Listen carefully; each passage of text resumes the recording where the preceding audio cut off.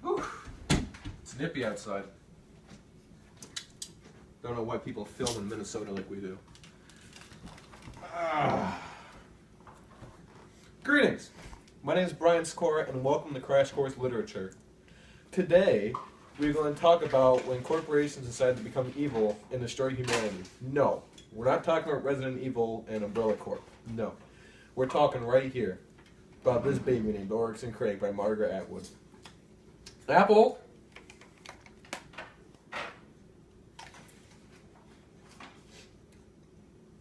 Nearly bit the butt end. Would be really disgusting. Very unappetizing. Excuse me now. Swallow my food, unlike me from the past, like a lampshade. He doesn't chew when he's done. He just kind of swallows it whole. It's disgusting. Margaret Atwood's dystopian novel is set in a world that has master genetics. They have corporations that produce and modify nature. They produce these cute little raccoon skunk combinations called raccoons, and they harvest human body parts off of pigs called pigoons. Not a very clever name, but whatever, that works.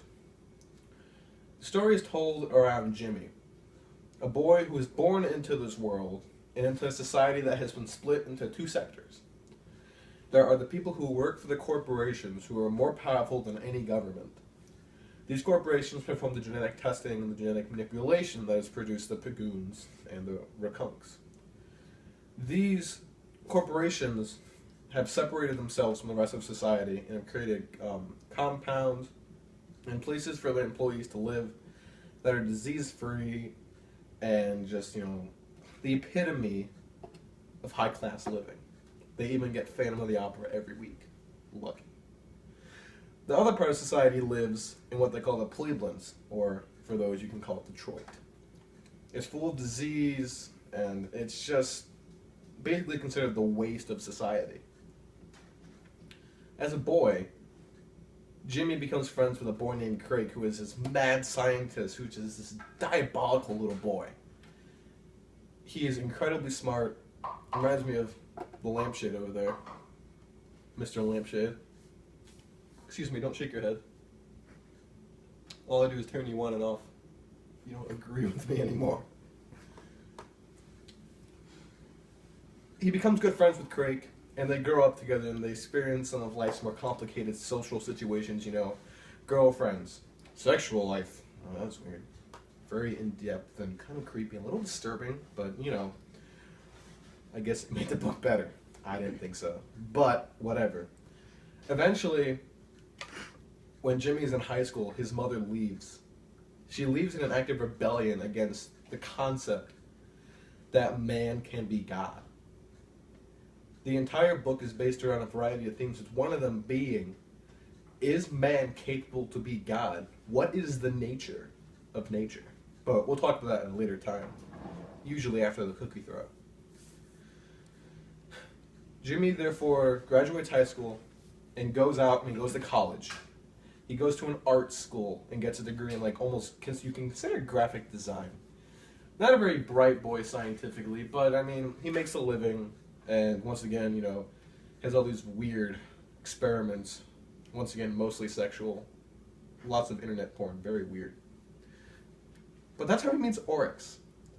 Oryx is the girl of his dreams, yet he doesn't meet her until later on in the book. She is from South America and is sold into slavery. She's sold into slavery, first of all, to sell roses to tourists, but also to participate in child prostitution. This brings up another major theme, which is what happens when humanity loses its morals. It's clear and perfectly evident in this book that humanity has lost any sense of regard for social rights and anything involving, what we consider today as traditional values. But once again, we'll talk about this after the cookie toss.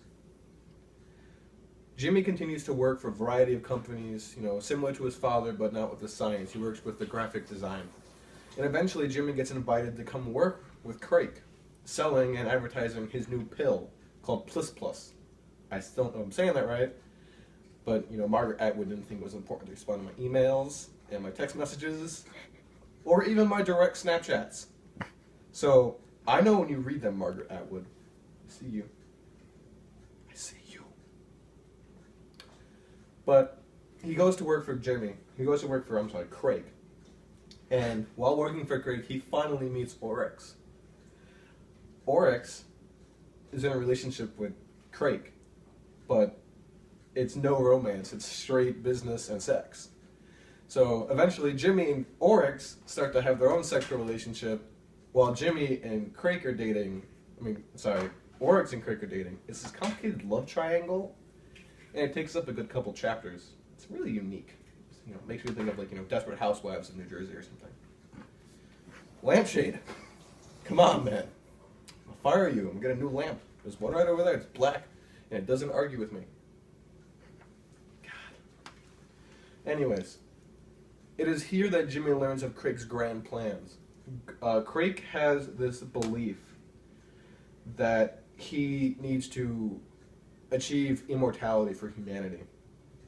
This is a two-pronged plan. One part is Plus Plus, which is advertised to be this anti-aging cream that brings back your life. And the other part is the construction of genetically modified humans. They're called Crakers. They're small, purely vegetarian, they eat only grass, they smell of citrus or a Tropicana orange plant. I love orange juice, by the way. Ladies, if you ever want to take me on a date, just get me some orange juice, and that'd be great. And they have been modified to exclude undesirable human features such as aging. They drop dead at 30. And this expresses Crake's concept of immortality, which is that if you take mortality as being, not death, but the foreknowledge of it and the fear of it, then immortality is the absence of such fear. Babies are immortal. Edit out the fear, and you'll be immortal. This expresses his concept that immortality isn't actually living for the rest of existence. It's the ability to live your life without fear. He believes that when you start to fear your own demise, that's when you become mortal. But once again, we'll get back to that at a later date. So, eventually, after Crake's Plus Plus has been sold around the world and everyone's taken it, he goes a little crazy. Things get a little out of hand. My proverbial saying is, SHIT hits the fan. Turns out it's a virus, and it kills pretty much everyone in a graphically disgusting hemorrhagic fever that you bleed everywhere and just die. It also made people infertile, because Crake believed that humanity's overpopulation was the reason why we kept killing each other, in addition to all of his other crazy, almost neo-fascist ideas of humanity. So, eventually Jimmy locks himself with the Crakers, the children, because Oryx and Crake asked Jimmy to promise him that he would protect them no matter what, because they viewed them as a continuation of humanity. And after a few days, Crake comes back with Oryx, and Jimmy lets them in because they're his friends. And the rest of the world is dying. And Crake murders Oryx, slits her throat clean open, and kills her in front of Jimmy. Crake looks Jimmy in the eyes and says, "Do what you need to do.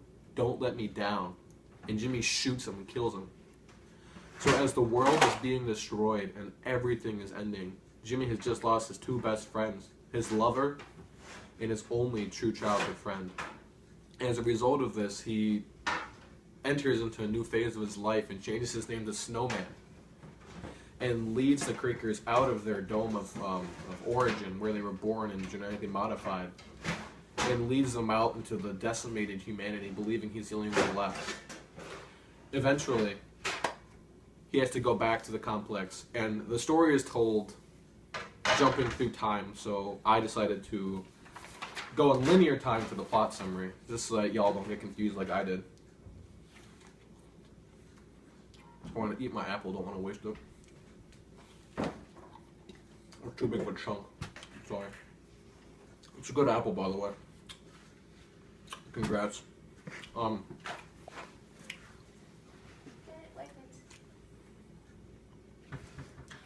Hut Hike Omaha. In the end, it turns out that Jimmy's not the only human left, or snowman, I should say. There are 3 other humans that come upon the camp for the Crakers. And the book ends with this decision having to be made. What should he do? My pen. Yeah. They have to decide whether they are going to kill the other humans in fear that they might kill the Crakers and Snowman, or try and communicate with them and try and figure out how they can live together. No one knows how it ends because it literally ends and he decides ... And at that point, I flipped the book in the air like the pen and threw it to the side. I was very upset.